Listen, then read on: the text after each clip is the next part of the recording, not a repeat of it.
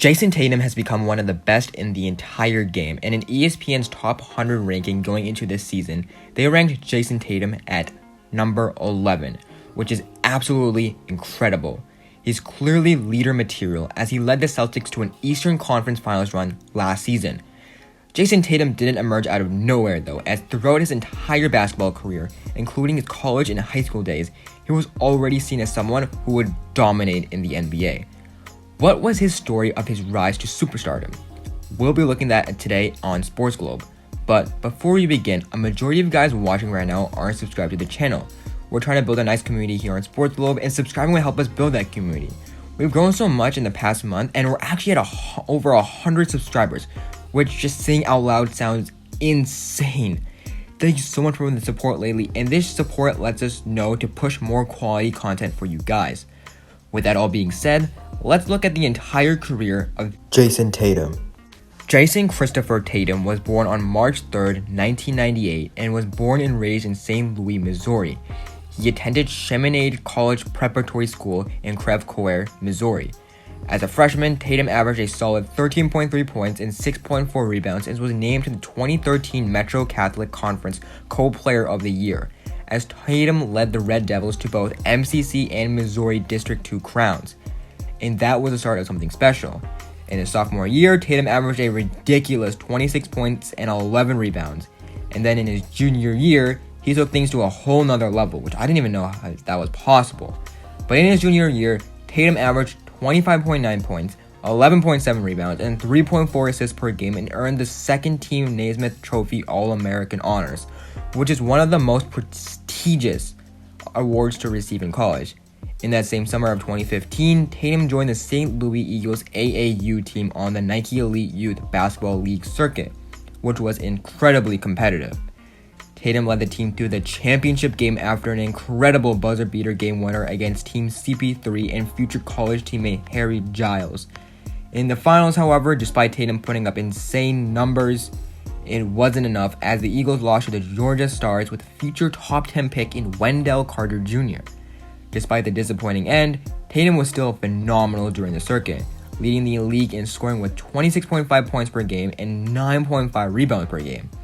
Tatum was already getting offers from Duke, Kentucky, and UNC, all being elite college teams. Prior to his senior year, Tatum made a verbal commitment to Duke and joined Coach K there.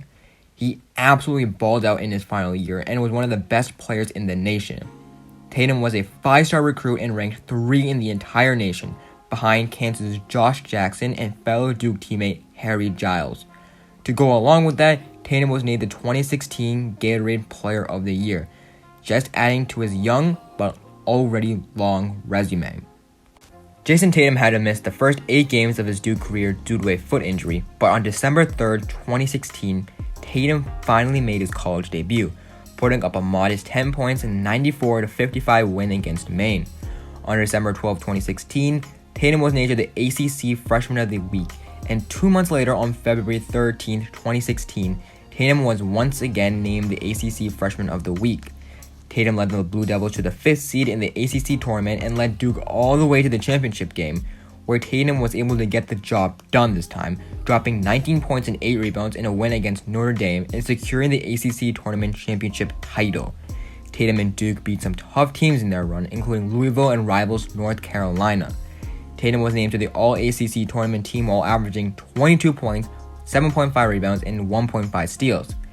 Duke landed the 2nd seed in the NCAA tournament, but in typical Duke fashion, they fell early, this time in the second round to South Carolina.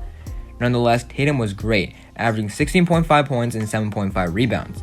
In his entire freshman year, Tatum played in 29 games and averaged 16.8 points, 7.3 rebounds, 2.1 assists, 1.3 steals, and 1.1 blocks on 45% from the field, 34% from 3, and 85% from the line.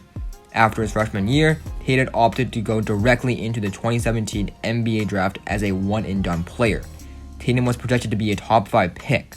The Boston Celtics originally had the 1st overall pick, but they traded down to the 3rd overall pick to the Philadelphia 76ers in exchange for that, as well as a future 1st-round pick from the Sacramento Kings. As soon as they traded down, Tatum was the first prospect that the Celtics practiced with, and clearly they loved him the most, as they took them with 3rd overall selection in the 2017 NBA draft. Tatum was looking pretty nice in the Summer League, making the All-Summer League second team while averaging around 18 points and 8 rebounds in both Utah and Las Vegas. As soon as Tatum entered the league, he looked like a potential star, as in his NBA debut, Tatum dropped a double-double with 14 points and 10 rebounds in a loss to the Cleveland Cavaliers. Unfortunately, in that game, Gordon Hayward suffered a gruesome injury, which gave Tatum a much larger role, which he capitalized on. After starting the season 0-2, Boston would go on to win the next 16 games, and Tatum was great in those games, averaging a nice 14.3 points in the streak and gave the Celtics new life after Hayward was confirmed out for the year. The Celtics would go on to finish the season with 55 wins, placing them second in the Eastern Conference behind the Toronto Raptors. Tatum averaged a solid 13.9 points, 5 rebounds, and 1.6 assists on 48% from the field and a ridiculous 43% from 3.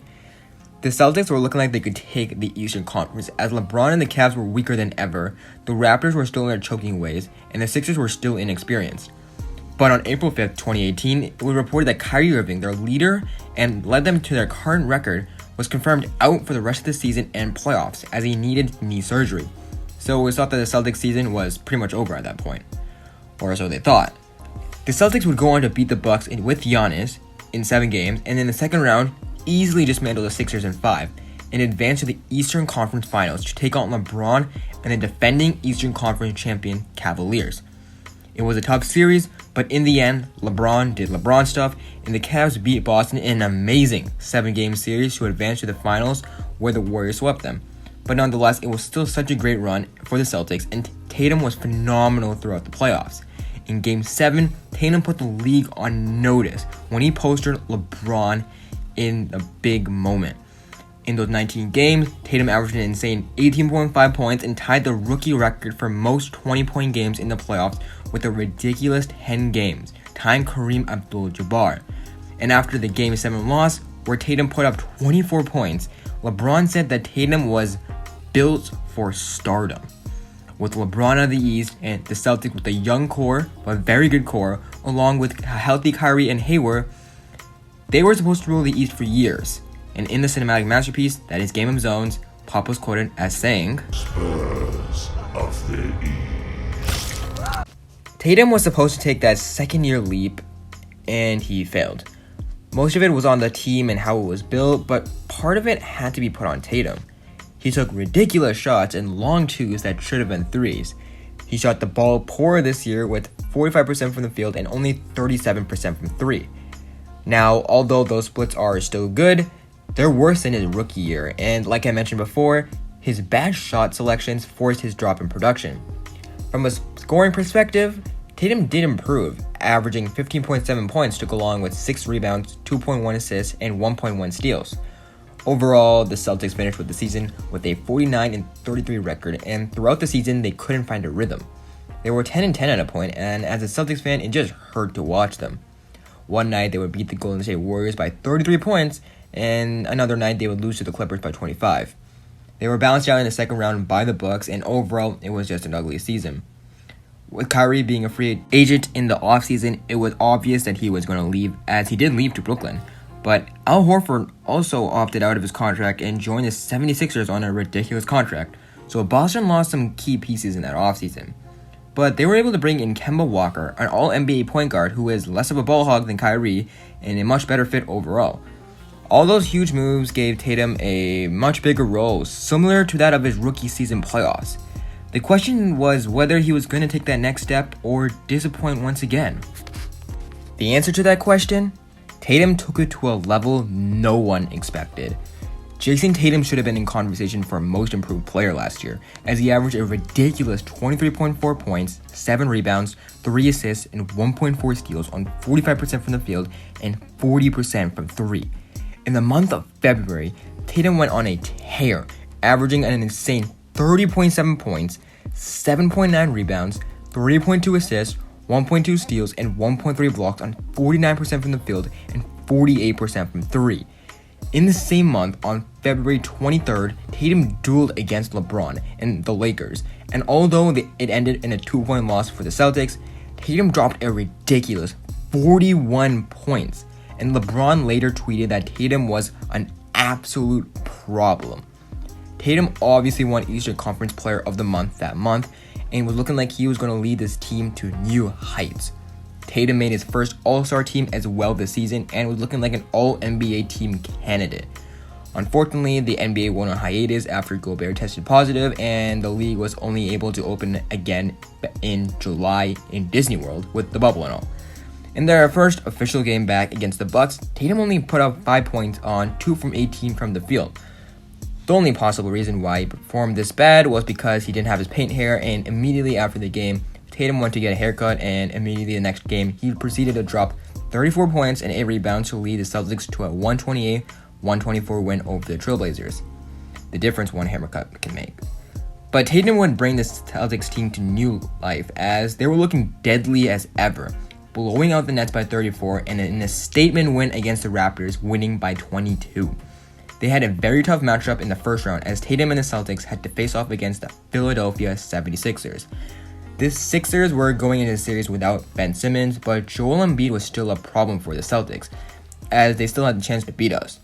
But Tatum would average 27 points in the series, and Boston would sweep the Sixers to advance to the second round to face another tough team in the Raptors.